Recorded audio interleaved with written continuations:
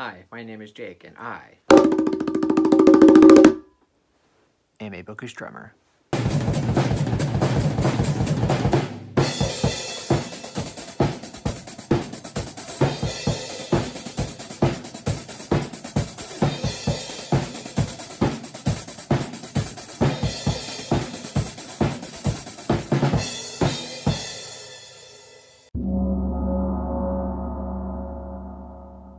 So for this video, I am doing the Finally Fall book tag, and I was kindly tagged by Boiled Jellyfish. And if you don't know who that is, he is a great booktuber, and he's also a mod on the Wizardly Duo Discord, and he's almost at 100 subscribers, so go check him out. And for the Finally Fall book tag, it's very straightforward. All of these questions are related to fall, and they're related to books. So really not much introduction needed for this tag. Let's go ahead and jump right into it.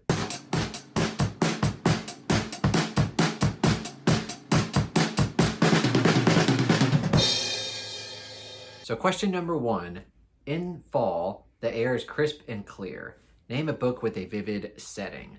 And for this one, even though this isn't necessarily a fall book, I'm gonna go with Wonderland by Zoe Stage. Zoe Stage is one of my favorite horror writers of all time, and definitely one of my favorite horror books.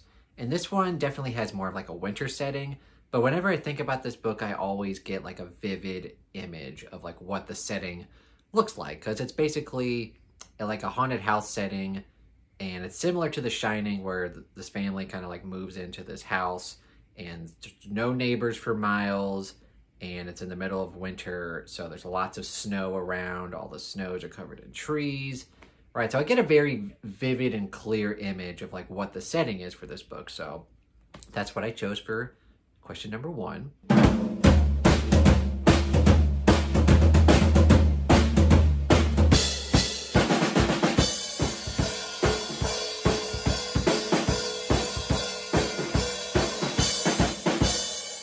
Question number 2, nature is beautiful, but also dying. Name a book that is beautifully written, but also deals with a heavy topic like loss or grief. And this is probably, I think it's my most recent read at the time of filming. I just finished this book yesterday, I think. And that would be Blood Meridian by Cormac McCarthy. And this book, while it wasn't like a fantastic read, I will admit that Cormac McCarthy's writing and his prose very beautiful. The way that he puts together a sentence is very good. Although, one of the most disturbing books I've ever read, because this book has a lot of gratuitous violence and very vivid detail about like what is happening. But the way that he writes it is very interesting, I would say. And then also just the setting, like the way that he describes the Wild West setting of like the mid 1800s. He's just a very good writer. Although I didn't love this book, I do admit that it's very beautifully written.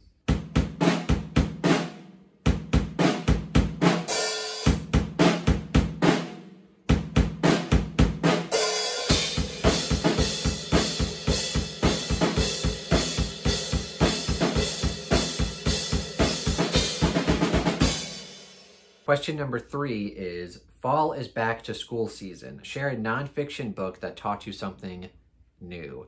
And back in college, I was trying to write some short stories, and I was trying to like read up on how to get better at doing short stories.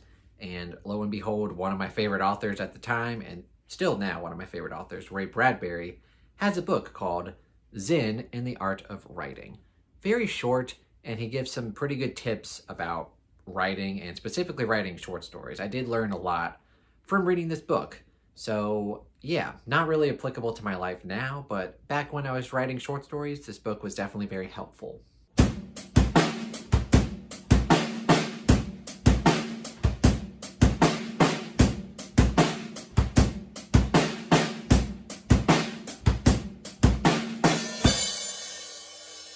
Question number 4, in order to keep warm, it's good to spend some time with the people we love. Name a fictional family, household, or friend group that you'd like to be a part of. And I haven't talked about this series in a while. I finished it up last year, and I'll probably reread it sometime in the future, but it's one of my all-time favorite fantasy series, and that would be Age of Myth by Michael J. Sullivan, first book in the Legends of the First Empire series. Now, this book in this whole series just has a lot of great and memorable characters that I would just love to hang out with. A lot of them are very likable. A lot of them have their own distinct sort of humor to them. And I think it would just be a grand old time hanging out with the people in Age of Myth.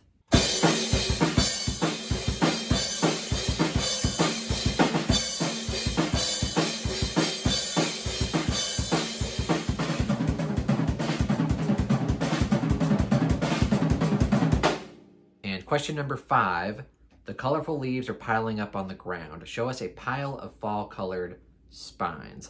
This is probably the most annoying question because I'm going to have to put all these books back when I'm done with them. But I did manage to find some fall-oriented books. You got some orange, you got some yellow, you got some like brown, a little bit of red. So yeah, fall-colored books. And most of these, actually all of these books I think I like. Red Seas Under Red Skies, great. Dead House Gates, pretty good. Just After Sunset, Full Dark No Stars.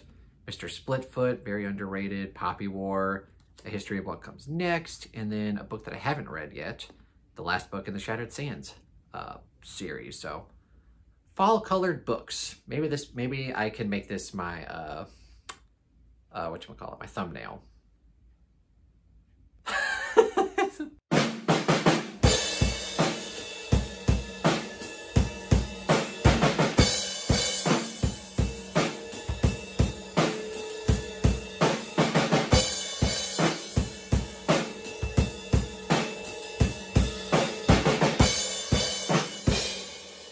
Question number 6, fall is the perfect time for some storytelling by the fireside. Share a book wherein someone is telling a story. Now, for this book, it's absolutely one of my favorite Stephen King books, and the main character is essentially sitting down with a bunch of people telling her story. And that would be Dolores Claiborne. Now, I'm not going to go into too much detail because I actually do have a dedicated book review for this that I just put up last week. But just know that it's about Dolores Claiborne, and she's essentially sitting down with a bunch of police officers, and she's basically being interrogated, and she's confessing to something. So, yeah, fantastic book, and Dolores Claiborne is literally speaking the whole story as if she's speaking it to someone. So, yeah, there you go.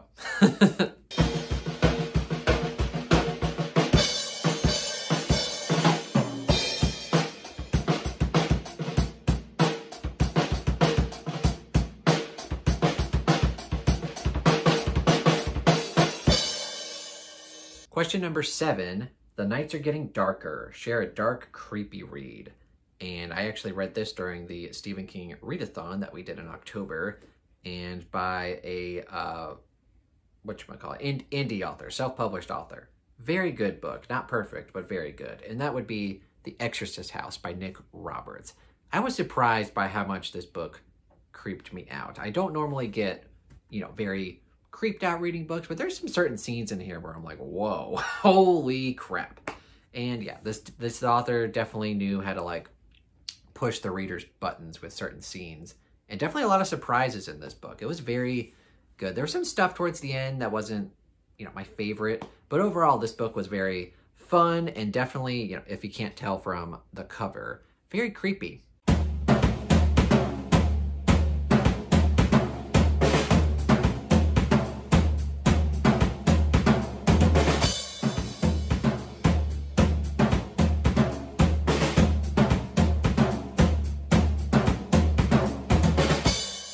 Question number 8, the days are getting colder. Name a short, heartwarming read that can warm up somebody's cold and rainy day. And this book did just that when it came out, I think earlier this year. And yeah, it's just a very fun book. And that would be The Boy Who Failed Show and Tell by Jordan Sonnenblick, the same person who wrote, of course, Drums, Girls, and Dangerous Pie. And this book is loosely based on the author's childhood. And of course, it's a middle grade book, so it's going to be more on the light side anyway. But this book was just very charming and very heartwarming. So, and it's very short, so I think this book definitely counts for this prompt.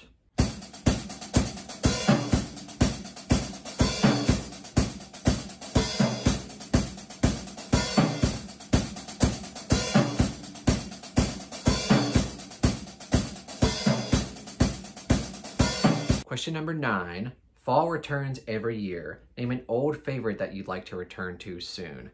I've been saying for years that I want to go back and reread this series because I read this series a lot when I was younger, and I think I read like probably 10 or 12 of these books, and I've lost a lot of memory of reading them. Like, I don't remember what happens in them. And enough beating around the bush. I'm talking about Redwall.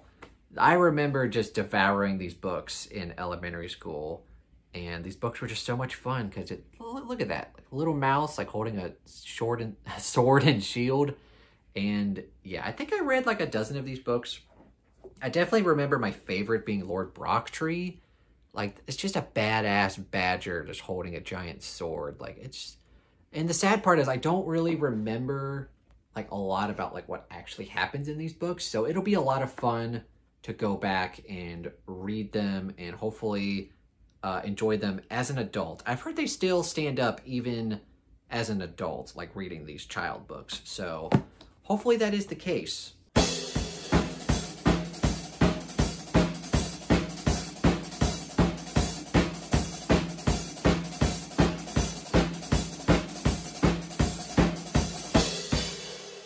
Question 10 is a little bit weird for me, and that would be, fall is the perfect time for cozy reading nights. Share your favorite cozy reading accessories.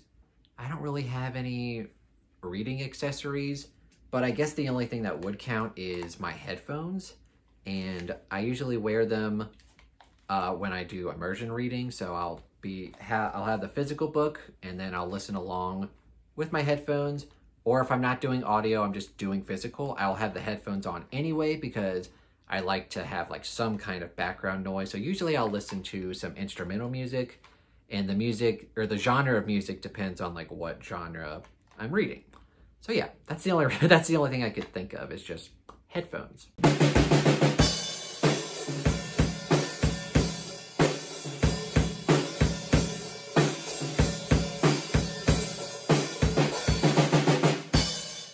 And I think question 11 is something about tagging people, but I'm too lazy to figure out who has and hasn't done this, so I'm just gonna do the easy way out and say, if you're interested and you haven't done this yet, go ahead and do it. I officially tag you. Specifically you.